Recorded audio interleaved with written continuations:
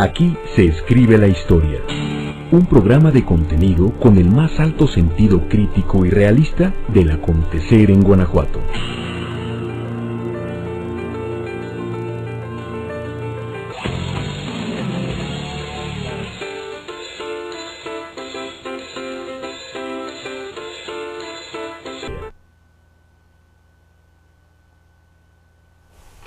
Estamos de regreso, amigos, en Aquí se escribe la historia. Muchas gracias por mantener su atención con nosotros. Y bueno, pues se acerca la jornada electoral en el 1 de julio próximo, y pues estamos dialogando con el licenciado Jesús Vadillo Lara, consejero presidente del Instituto Electoral del Estado de Guanajuato. Ustedes saben, estamos transmitiendo en vivo, si es sábado, porque hay transmisiones, hay repetición a lo largo de la semana. Si nos está viendo en vivo, llámenos, haga sus preguntas. Yo pongo a su consideración, yo pongo a su disposición un correo electrónico personal, por si quiere enviar un comentario un poco más complejo. Es luis@rionda.net. ¿Y el de Arturo? Arturo Porras Ávila, mi nombre completo en minúsculas y seguido, @yahoo.com.mx. Ahí estamos a sus órdenes. Y les recordamos también que pues MB Televisión se transmite en vivo vía internet, es decir, no estamos constreñidos sencillamente al cable en la ciudad de Guanajuato. En cualquier parte del mundo se puede presenciar el programa en vivo en la página que pues, ustedes bien conocen, www.mbtelevisión.com.mx. Y bueno, pues Jesús, seguimos platicando contigo.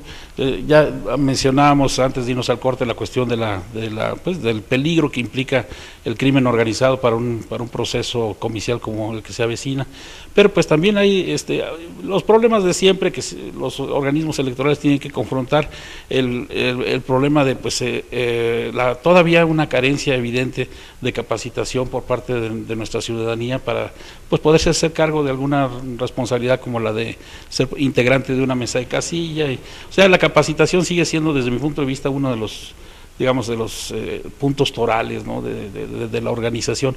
¿Ustedes van a aplicar una estrategia nueva o sencillamente se van a pegar a lo que se ha venido haciendo en los anteriores procesos? ¿Hay algún tipo de innovación en la estrategia de capacitación que van a emprender el año próximo?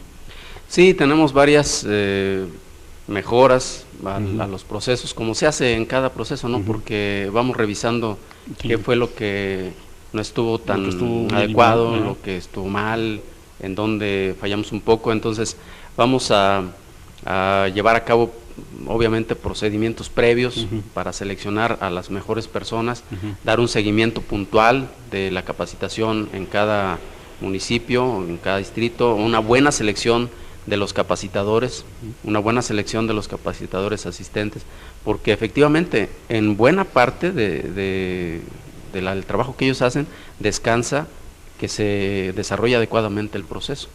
La jornada, bueno, pues es el último día, pero ahí se va a ver reflejado el trabajo de capacitación que se hizo con anterioridad. Claro. Y una buena capacitación seguramente reflejará en la jornada electoral un buen trabajo de los funcionarios de las mesas directivas de casilla. Tú sabes, porque tienes mucha experiencia en esto, que la gente es reticente. O sea, a la gente no le gusta participar, en primer lugar, y cuando participa no le gusta capacitarse. O sea, quiere 10 minutos, 15 minutos de capacitación, y muchas veces no es suficiente, no es necesario, y menos en procesos como estos, en donde participamos conjuntamente con un proceso federal, y obviamente, aunque se trata de procesos electorales, son distintos.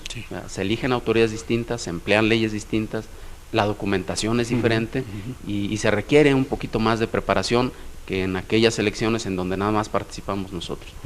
Y no solo eso, sino que cabe la posibilidad de que haya, por ejemplo, coaliciones, y si así se diera la situación, pues la capacitación todavía pues, tiene que ser más precisa, ¿verdad? Porque no es lo mismo que los partidos políticos participen individualmente con sus candidatos a que tengan algunas otras modalidades de participación. Y bueno, ha habido modificaciones legales también. Me parece que también el Código Estatal prevé esta posibilidad del conteo, de que si el primer lugar y segundo lugar quedan a menos del 1%, se somete a conteo general un distrito o un municipio X. No, en Guanajuato no tenemos esa figura. Tenemos las modalidades que señala el propio código desde siempre, ¿no? Se cuenta, se abre el sobre que contiene las boletas solamente en caso de que haya errores evidentes, que se vea que está maltratado el paquete, ¿no? Que pudiera haber sido alterado, etcétera. pero no tenemos esa modalidad. Lo que pasa es que, bueno, hay algunos municipios y supongo algunos distritos que es esperable que haya una diferencia pequeña, ¿no? Y ya ves el conflictote que se nos vino encima en la elección federal del 2006, como que por lo menos en el IFE, después de quemarse con atole le soplan hasta el jocoque, ¿no? Entonces ya está todo preparado para un escenario de alta competitividad, pero estoy seguro que también a nivel local va a haber escenarios de alta competitividad que los van a poner a prueba. Efectivamente, de hecho ya los ha habido, a lo mejor no a nivel del Ejecutivo, de la elección de gobernador, pero la ha habido a nivel municipal. Hemos tenido municipios de diferencias muy pequeñas entre el primero y el segundo lugar. Y muchas veces eso se ha resuelto a través de los conteos que los propios tribunales sí están facultados para hacer, ¿no? Claro. Los propios tribunales locales y la sala superior, de manera tal que el código sí prevé instrumentos para resolver esos conflictos. No es lo mismo, ¿no? Proporcionalmente hablando, para nosotros sería un conflicto, sí que, por ejemplo, en Jichú hubiera una diferencia muy pequeña, pero obviamente no tiene la misma trascendencia que la elección de gobernador. Claro. Si me permite, licenciado, dar paso a una llamada de nuestro teleauditorio. El licenciado Mendoza le pregunta qué opina del voto electrónico que se maneja en Estados Unidos, y él dice que tiene un ahorro del 98% con lo que se maneja aquí en México. Creo que ya se maneja, ¿no? En Coahuila, creo, el voto electrónico. El voto electrónico. ¿Cuál sería su opinión al respecto? ¿Sería interesante instrumentar ese tipo de métodos de participación electoral aquí en el estado de Guanajuato? ¿Cómo lo ve usted? Sí, por supuesto. Nosotros de hecho tenemos un programa, nada más que no lo hemos difundido, no lo hemos dado a conocer, pero tenemos un programa a desarrollar. Tenemos la primicia, entonces. Del voto electrónico y es un instrumento muy interesante, nada más que nosotros no lo podemos utilizar porque la ley no nos lo permite. Yo sé que en otros estados ya lo han tratado de implementar y al parecer pues se ahorran muchos pesos, ¿no?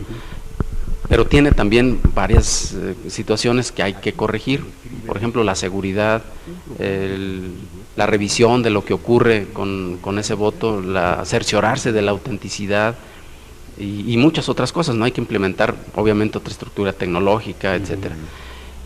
Y en el caso nuestro y en el de otros estados se está manejando más bien una boleta electrónica, es decir, no urnas electrónicas, sino boletas electrónicas. Es un sistema muy avanzado que algunos estados están intentando, por lo menos a nivel experimental, para hacerlo, incluso algunos de ellos, paralelo a la elección, o sea, utilizándolo con niños, para que los niños obviamente pues empiecen a practicar este tipo de actividades cívicas y de paso, bueno, pues experimenta con este tipo de cosas. Nosotros lo hacemos en las elecciones escolares, ¿verdad? Ahí votan electrónicamente en las elecciones escolares, pero obvio, no la podemos practicar en una elección constitucional porque no tenemos las herramientas jurídicas que nos den respaldo para ello, ni siquiera a nivel experimental. ¿Y ese respaldo tecnológico que emplean en las elecciones escolares es generado por ustedes o fue adquirido?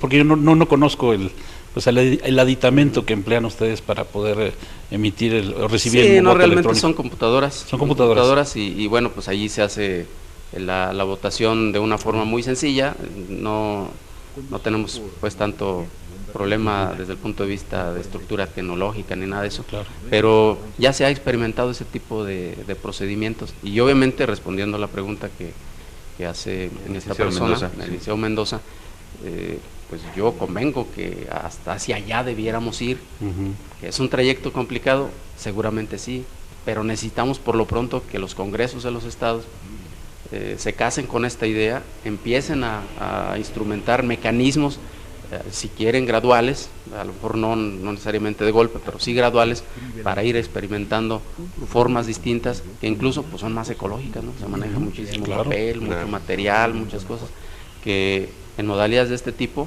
pues no se tendrían que manejar, ¿no? Pero volvemos a lo mismo, necesitaríamos también una capacitación importantísima de los funcionarios, no solo en contar votos, sino en el manejo de instrumentos y cambiarles de actitud, ¿no? Yo creo que la participación de la gente y la preparación de la gente cuenta muchísimo. E incluso estaríamos hablando de una reconversión cultural en términos antropológicos, porque vemos que el uso de métodos electrónicos para votación pues ya tuvo experiencias muy lamentables, no en este país, sino en Estados Unidos, que se creen el adalid de la democracia, y esto ocurrió en el año 2000, cuando precisamente por un sistema ahí con algunas maquinitas que parecen pues de alquimia, unas ponchadoras como unas ponchadoras que hacen agujeritos. Pues en mi opinión muy particular se fraguó un fraude electoral, aunque los estadounidenses se niegan a reconocerlo bien a bien, donde se le dio el triunfo a George Walker Bush, que era fue la Suprema Corte la que le dio el triunfo. Así es, pero sin que si no se hubiera presentado este elemento de las boletas ponchadas allá en Florida, concretamente el estado de Florida, no hubiera sido posible la intervención de la Suprema Corte de Estados Unidos. Así es que, bueno, tiene sus bemoles, ¿no?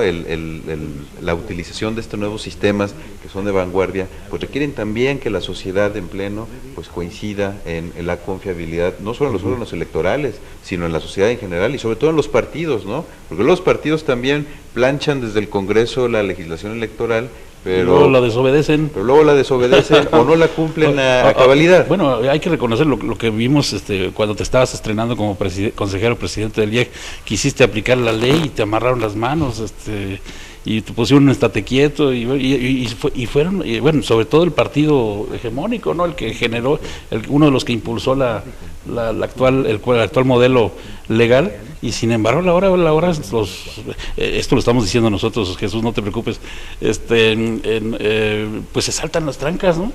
Sí, yo creo que la experiencia que tuvimos, lamentablemente, que ya la ha citado Luis Miguel, en la elección presidencial del 2006, pues dejó a los órganos electorales en un lugar muy difícil. Sí. Hemos escuchado cómo en este sexenio pues se le ha cuestionado mucho a Leonardo Valdés Zurita, el presidente del Consejo General del IFE, pues varias determinaciones que se han tomado de manera individual y de manera colegiada, pero sin duda pues no nos queda más a la sociedad que confiar en nuestros órganos electorales, porque si no, entonces ¿quiénes van a dar precisamente pues las condiciones mínimas para que se dé una competencia electoral en las mejores circunstancias? Y es muy mala idea descalificar al árbitro cuando ni siquiera empezó el partido. Definitivamente, y además yo creo que aquí se ha dicho algo muy importante. Nosotros hemos encarecido los procesos, hemos complicado los procesos electorales por la desconfianza. ¿Cómo no? Si nosotros tuviéramos más confianza en nosotros como ciudadanos, en los partidos, en las instituciones, no tendríamos que utilizar tantos candados para llevar a cabo un proceso que debiera ser muy sencillo. Sin embargo, por ejemplo, para hacer boletas, les tenemos que poner prácticamente los mismos candados que un billete, etcétera, ¿no? Y eso pues encarece el papel, encarece su proceso de fabricación, encarece su cuidado, porque es un documento importantísimo. Y así nos podríamos ir cosa por cosa. La conformación de las urnas, incluso de las propias mamparas, del material que se utiliza para marcar la boleta, etcétera. Entonces, yo creo que la desconfianza hace que encarezcamos nosotros mismos el proceso y luego nos quejamos de por qué son tan caros. Pues son caros porque necesitamos ponerles muchos candados para el efecto de que nos den cierta seguridad, nos den tranquilidad de que lo que estamos haciendo, lo estamos haciendo bien.